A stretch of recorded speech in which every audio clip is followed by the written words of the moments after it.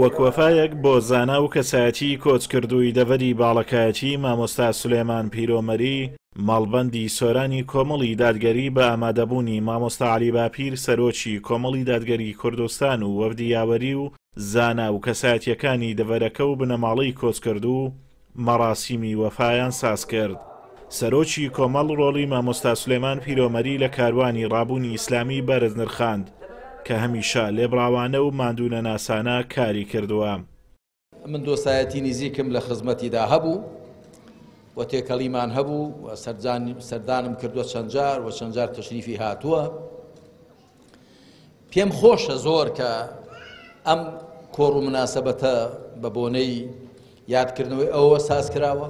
ئەمن مامۆستا سەردان و هاموشوی کردوومە.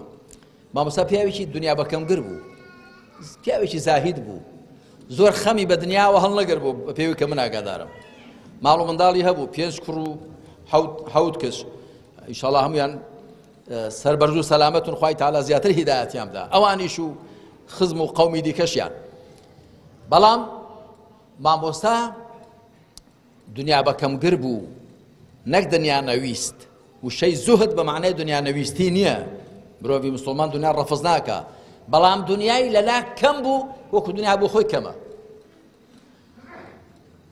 ئەگەر ئینسان ئیمانی هەبوو دنیا وەکو خۆی تەماشا دەکات، ئەگەر ئینسان ئیمانی هەبوو لەبەر خوا حەق بێژ دەبێت وەکو مامۆستا مەلا سولەیمان.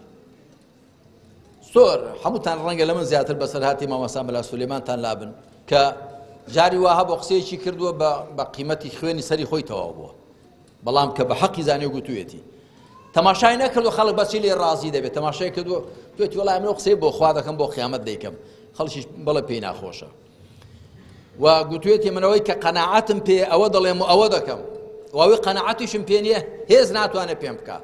ئەوە هۆی ئیمانەوە ئینسان ئەوەی بۆ دروست دەبێت و پیاوێکی خۆراگر و سابیر بووە، پیاوێکی پش و درێژ بووە،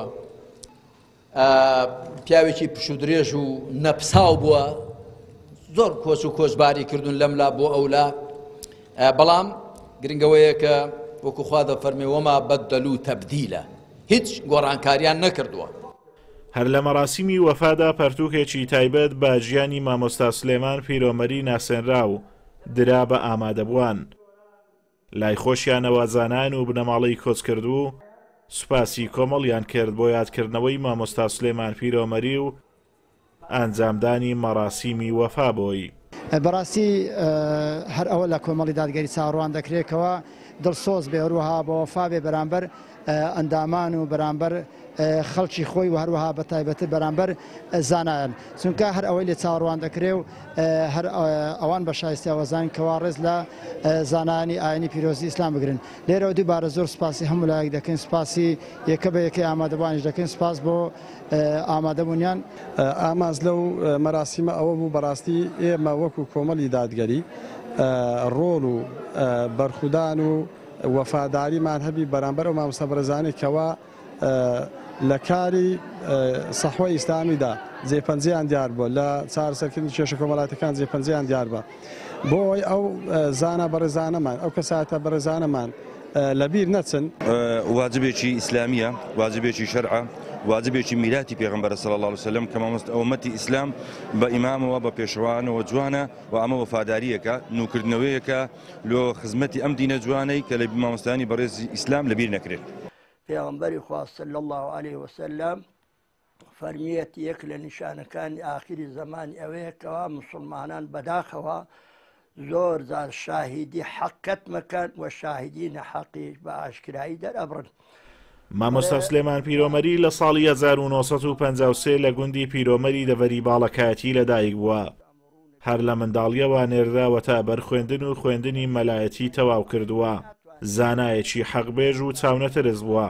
لە ساڵی 1987 پەیوەندی بە کاروانی ئیسلامیەوە دەکات و لەو پێناوەشدا تووشی ناڕحەتی زۆر هاتووە، هەر لە گرتن و وەشکەنجەدان و زیندانی تا ڕۆژی کۆچکردنیشی لە 3 هەفتی 2020 سەربازێکی ماندوونەناسی کۆمەڵی دادگەری بووە. ئازادۆمەراوەی کەناڵی ئاسمانی پەیام، سۆران.